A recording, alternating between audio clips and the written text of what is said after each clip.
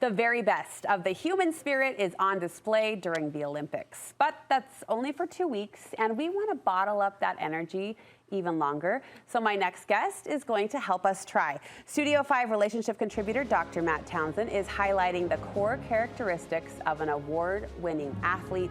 I'll say these are attributes that serve them as they confront fears and expectations on the global stage, but they can also help us confront our everyday life with more courage and more confidence. Hey, buddy. Yes, good to be here with you. You like the Olympics? I'm trying to remember. Well, I'm super athletic. Yeah, I mean, I knew that. That goes without saying. I actually love the Olympics, but I do love the stories more than even the winning. Like what's happening. Yeah, I just like the backstory of they're all conquering something.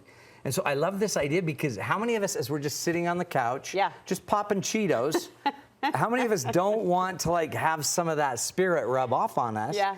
And but by the way, they're using the latest and greatest psychological tools to succeed. So we're going to figure out how to use those in our own lives. And in case you're wondering how this athlete fuels, now we know it's Cheetos. So no mystery in that. That's right. 5 traits of an Olympian that we could all benefit from. First is courage.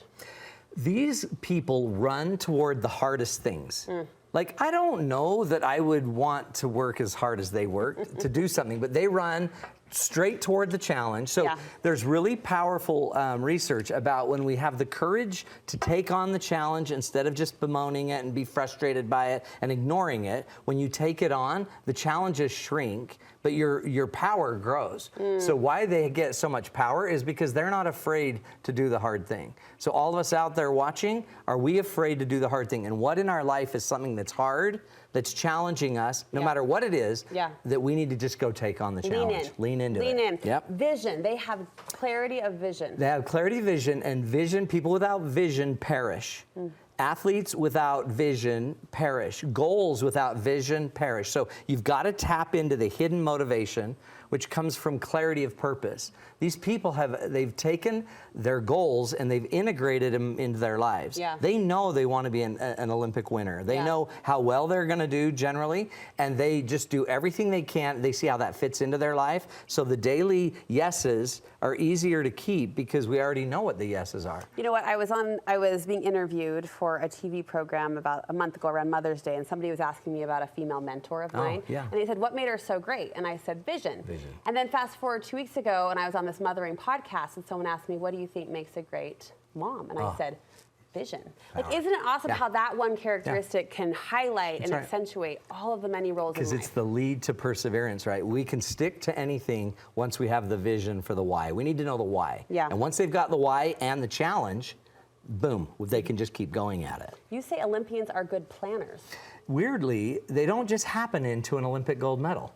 It's not like, wow, I just showed up in weirdest thing. Here it is. Here it is. So they've planned it, and they plan everything about it. And what they get really good at doing is chunking down the goal. They take big, gnarly challenges, and they chunk them down into bite-sized pieces. You're good at this. I've seen you do this. Like when you write a book, it starts 2 years in advance, and you plan and pace yourself. It's like 500 words at a time. We just do a little bit at a time. It's every time I do a segment, that becomes part of a book. It becomes part of a book. But by planning and chunking it down, which means any challenge that you have a vision and excitement about, you can then start planning and chunking down into something that you can accomplish. It's why the to-do list matters, I think. Like even that daily task list of things we want to accomplish, like it goes back to vision, but you have to know where you're going. And then the high you get every time you do a little win. Every time they've accomplished a little win, it leads to a big Olympic win. For us, it's like brush your teeth, check. But you know, it's little. We all have our own scale. Focus, they're very focused. They stick to the plan until it sticks to them. They just stick to the plan. And they, by the way, we're all very distracted. So even while we're watching the Olympics, many of you won't even be watching the Olympics. You'll be on your phone doing something else while you're supposed to be watching the Olympics. But we just need to learn to focus. They turn everything else off just for a period of time, and they focus on the plan. Do you think that's more training, or do you think that's more discipline? Like I practice focusing and I get better at it, or I am just in my human mortal fallen state going to have to be disciplined enough to turn it down? It's so weird. I think at first it could be either one. Like all these people started as probably restless teenagers that had a hard time focusing on certain things. And so it can go either way, but the power is the more you focus on it, the more your attention grows, your abilities grow, your activity grows, everything grows by what you focus on. Okay. All right, and finally, action. They're movers. They do it. They choose to act instead of just dreaming. They don't dream about a gold medal. They do, I'm sure, but they then act on it all day. Yeah. And so if we have a goal, a dream out there in our lives, something we want to do, a challenge we need to overcome, don't just keep dreaming about what was or what could be, just start acting on it. So what's one thing all of us need to do as we get this great Olympic spirit? What's one thing that we know we need to start acting on?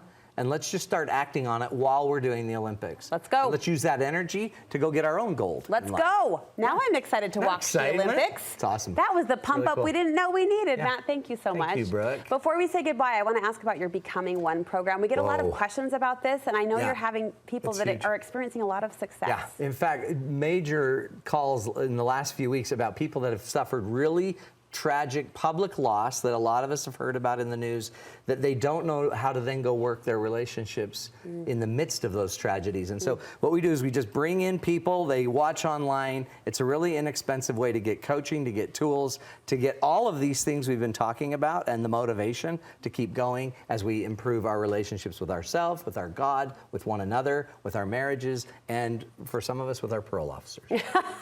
We're gonna try to become one with everyone we can. And that's God. That's Matt putting deity and parole officers in the same program, in the same. We're business. all We love alike. you for it. Thank you. MattTownsend.com.